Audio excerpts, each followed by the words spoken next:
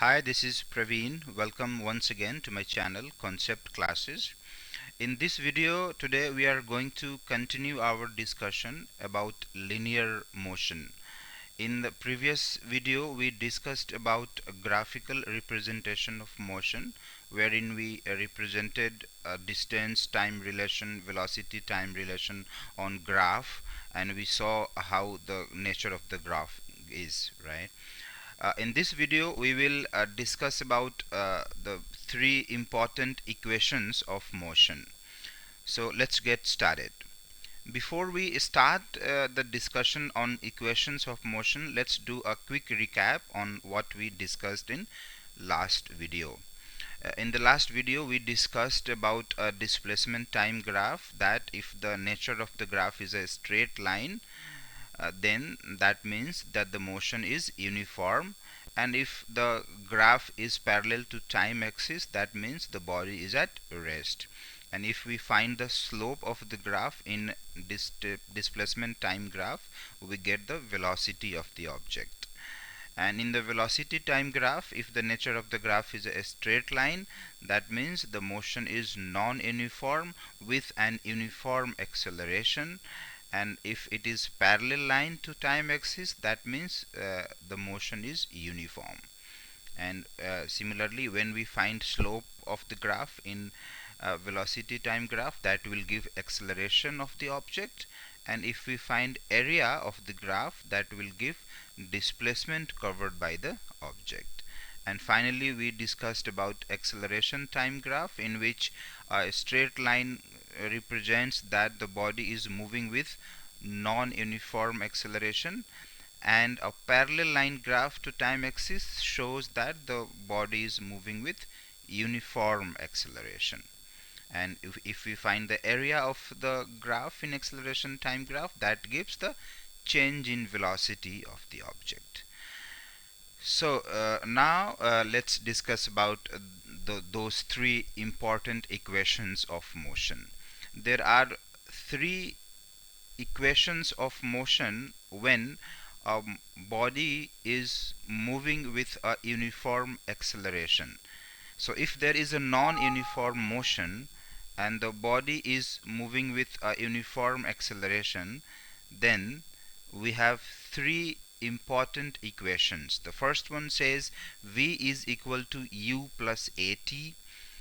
The second one says s is equal to ut plus half at square, and the last one says 2as is equal to v square minus u square. So where u stands for initial velocity of the object, v is for final velocity, a is for acceleration, t is for time, and s is for distance or displacement. We will discuss about these three equations one by one.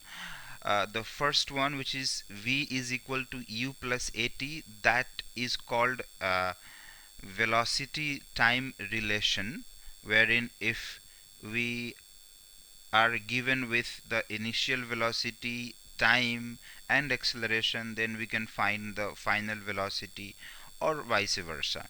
If three of the quantities are given and if we have to find one, we can simply find that. Second equation is about position time relation, wherein the relation is between s, that is displacement, and then time and acceleration. And third one we call as position and position and velocity relation, wherein the displacement is given and the velocities are given, then we can calculate the acceleration, and then vice versa. So let's discuss about these three equations one by one. We will try to derive these equations mathematically first, and then we will also derive it using the graph. So here we go. The first equation, which is velocity time relation, v is equal to u plus at. So let's try to derive this equation mathematically. So we have already studied in our previous videos that uh, for a body moving with uniform acceleration, if there is an uniform acceleration for an object, then we can find acceleration as v minus u divided by t. if we have to find the acceleration of the body, if the body is moving with an uniform acceleration, then what we can do, we can uh, find acceleration by this formula, which is final velocity minus initial velocity divided by time, which is a is equal to v minus u divided by time t. So if we send t to LHS, so it becomes a into t is equal to v minus u. And then if we send this u to this side, it becomes u plus at is equal to v, which can ultimately be written as v is equal to u plus at. First thing first, very simple. This is quite simple to derive. So first equation is clearly derived in a simple way by using that acceleration formula, a is equal to v minus u by t. And if we change the interchange the position of the given quantities, we can get v is equal to u plus at. That's the very first equation, right? However, we will derive this v is equal to u plus at by using a velocity time graph, and we will see how it works, right? So we have drawn a velocity time graph here. This is the velocity time graph, wherein it shows that the body has started moving with an initial velocity of u. So at position A, the initial velocity is u, and at position B, the final velocity is v. So body has not started moving with the rest. If the body had started moving with the rest, then graph would have started from here, and in that case the initial velocity would have been 0. However, in this graph the body has started moving with an initial velocity of something which is u. So at position A, initial velocity is u. So from graph we can see initial velocity is u at point A, and final velocity is v at point B, right? And now an acceleration, we have to, because this is an example of uniform acceleration, so let's say acceleration is a, right? So now to derive this equation, we will do some modifications in this graph. So what we will do, we'll draw perpendicular lines BC and BE as shown, and also draw AD parallel to OC. So let's draw the lines we're talking about. So first we have drawn one perpendicular line on this OC, perpendicular line BC to OC, and then we draw one more perpendicular line, this BE, and this will be on the line this OE. So we have drawn two perpendicular lines BC and BE, and then we also draw one more line which will be called as AD, and that line is parallel to OC. So these are the lines that we're talking about. We have drawn these three lines in order to find the equation, right? So now after drawing these lines, what we can see, that initial velocity, which is u, is equal to OA. So this initial velocity can be called as OA. So u is equal to OA, clear, right? And then similarly final velocity v will be BC. This is the final velocity, right? So if we see from this side, this entire OE will be the final velocity, since the body is at point B, so we will take this line. So this BC is the final velocity, which is equal to v. So u is equal to OA and v is equal to this BC, right?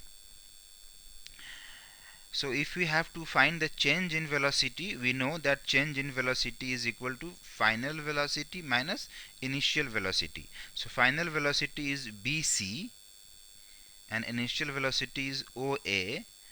So change in velocity is BC minus OA, and we can clearly see from the graph, the line, that OA is equal to DC.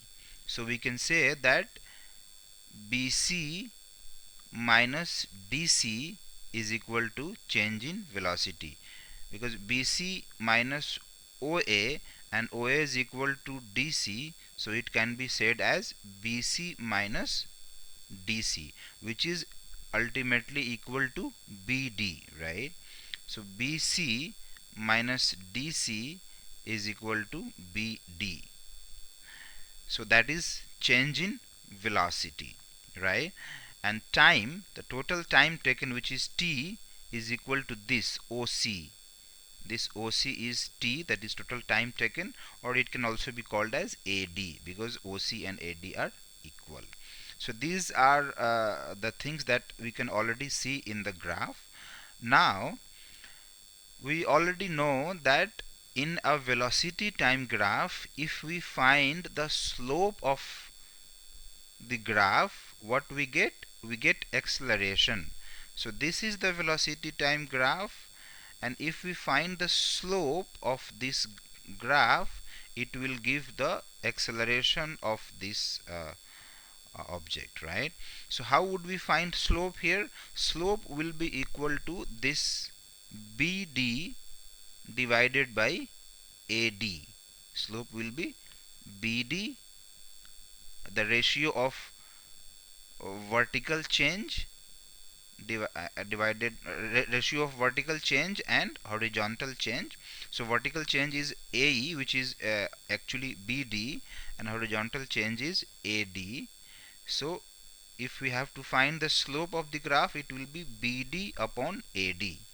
So slope is BD upon AD, and we can say BD upon AD, or we can say BD upon OC, because AD is also equal to OC. So BD by OC, right? And OC is what? OC is actually T, so it can be called as BD by T. BD by T, right? So acceleration is equal to BD by T. And what is BD actually? BD is this change in velocity, which is V minus U. So if we put the value of BD now, we get A is equal to V minus U by T, which is ultimately equal to AT is equal to V minus U.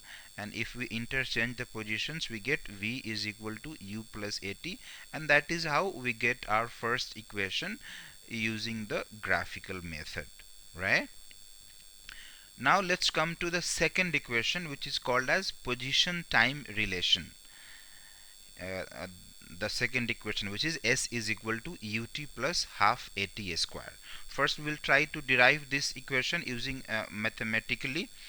So we already know that if we have to find average velocity of any object, what we do, we add in final velocity and initial velocity and divide by 2. So average velocity is equal to initial velocity plus final velocity divided by 2. That means V average, velocity average, is equal to U plus V divided by 2, right? And we also know that if we have to find the total displacement covered by any object, we find using this formula, which is total displacement is equal to average velocity multiplied by time, right? Total displacement is equal to average velocity multiplied by time. So total displacement can be represented by S. So displacement is equal to average velocity multiplied by time. So S is equal to velocity average, V average, into time T. So V into T. And if we put the value of this velocity average, which is U plus V by 2, so here, so S will be equal to U plus V divided by 2 and then multiplied by T. We simply put the value of average velocity, and average velocity is U plus V divided by 2 and then multiplied by T. It's already there, right? Now it can be from the previous equation we have already found the value of v, which is v is equal to final velocity is equal to u plus at. So we will put the value of final velocity v here. So now it will become s is equal to u plus at. Instead of v we have written u plus at divided by 2 multiplied by t. So s is equal to u plus at divided by 2 and then multiplied by t. Now it can be written as s is equal to when we multiply t with all the terms on above, it will become ut plus at square divided by 2. And now it can be written as s is equal to ut plus ut 2ut divided by 2 plus at square divided by 2, right? We broke this in two parts, right? Now this 2 can be cancelled by this 2, so now this can be written as s is equal to ut. If we cancel 2 with 2, it will remain only ut plus this is half 1 by 2, so it's half, and then at squared is left. So now this equation is actually s is equal to ut plus half at square, and that's what we wanted to derive. So we have already derived now mathematically the second equation of motion. Now we will derive this equation also using graphical method. So we have already got that same graph here which we saw in the previous slide. This is the same graph, and in a velocity time graph we already know that if we have to find the total displacement, the displacement covered by the object, what we do? Yes, we find the area of the velocity time graph. So s is equal to area of this velocity time graph. And how can we find the area of this graph? Yes, we will have to find the area of this trapezium to find the displacement covered by this object. So S will be equal to area of this trapezium OABC. S is equal to area of OABC. And how can we find area of this trapezium OABC? So it can be equal to area of this rectangle OADC plus area of this triangle ABD, right? So area of trapezium OABC is equal to area of rectangle OADC plus area of triangle ABD. Now area of rectangle OADC, we know if we have to find the area of rectangle, we multiply its breadth with its length. So it will be OA into OC. This OA into OC is the area of this rectangle, and area of this triangle is half into base into height. So half into AD multiplied by BD. So now if we put the value of all these lines, because you already know OA is equal to what? U, OC is equal to T, AD is equal to T again, and BD is equal to, this BD is equal to, actually this BD is equal to AT. BD is equal to AT, right? Because change in velocity. So change in velocity is acceleration into time. So BD is equal to AT, right? So if you put the values there, what we get? S is equal to ut plus half AT square, and that's quite simple. We again derived this equation using graphical method, right? Now we'll come to the final equation, which is position time relation, wherein we will discuss the relation between, I'm sorry, this is a position velocity relation, wherein we discuss the relation between position and velocity, which is v square minus u square is equal to 2as. So let's try to derive this equation as well mathematically. So from first equation of motion, we already know now that v is equal to u plus at, and we can write this as v minus u is equal to at. We can simply send u to this side, so v is equal to u plus at can be also written as v minus u is equal to at, which can also be written as t is equal to v minus u divided by a, right? If we have to find time using the first equation of motion, we can write that equation this way, that t is equal to v minus u divided by a. So that we already have. Now we also know that when we have to find the displacement, we already again know again that displacement is equal to velocity average, that is average velocity multiplied by time. S is equal to velocity into time, and average velocity is v is plus u divided by 2, final velocity plus initial velocity divided by 2. So S is equal to v plus u divided by 2 into time. And now if we put the value of this t from here, we have already found the value of t, so t is equal to v minus u by a. So we simply put the value of t here, so it will become S is equal to v plus u by 2 multiplied by v minus u by a. Now if we solve this, in the numerators we have v plus u and v minus u, which is as a plus v and a minus b. And in mathematics we already know that a plus b multiplied a minus b is what?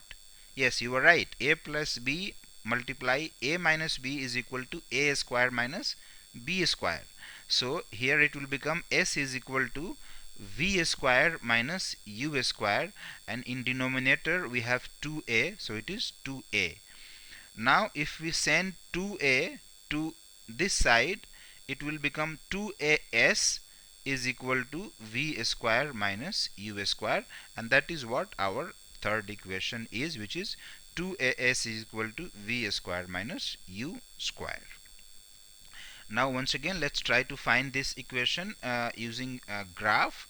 So we will draw that same graph once again. We have that same graph, and again from this graph we know that if we have to find the displacement covered by the object in the velocity time graph, what we do, we find the area of the graph. So we will again find area of this trapezium OABC, but in little different way this time. So area of this trapezium OABC will give displacement S of the object. So S is equal to area of trapezium OABC, and in mathematics we already know how to find area of a trapezium. To find area of a trapezium, what we do, we add the length of the parallel sides. So in this trapezium the parallel sides are OA and BC. So we add the length of the parallel side multiply by the distance between the parallel side. So in this trapezium the parallel side is OA and BC, so it will become OA plus BC multiplied by the distance between the parallel sides, which is AD or OC. So we will take OC, so multiplied by OC divided by 2. So the area of a trapezium is sum of parallel sides multiplied by the distance between the parallel sides divided by 2. So we will take that formula from mathematics. So it will become S is equal to OA plus BC multiplied by OC divided by 2. Now if we put the value of OA, we already know OA is equal to U, we know BC is equal to V, and OC is equal to T. So it will become S is equal to U plus V multiplied by T divided by 2. Now we also know from the very first equation here, we have already found that if we have to find T, t is equal to v minus u by a. So we will put the value of this t simply here. So it will again become, putting value of t, we get s is equal to v plus u by 2 multiplied by v minus u by a, which will ultimately become s is equal to v square minus u square divided by 2a, like we did here in here, right? And if we send 2a to this side, it will ultimately become 2as is equal to v square minus u square. So that's the third equation of motion, which we again derived graphical method as well, right? So these were the three very important equations of motion, which are very useful while solving different numerical problems on physics, particularly the linear motion, right? So the first one is v is equal to u plus at. Second one is equal to s is equal to ut plus half at square, and third one is 2as is equal to v square minus u square. So that's all for this video now. I hope this video was quite informative for you, and I would like to thank you for viewing.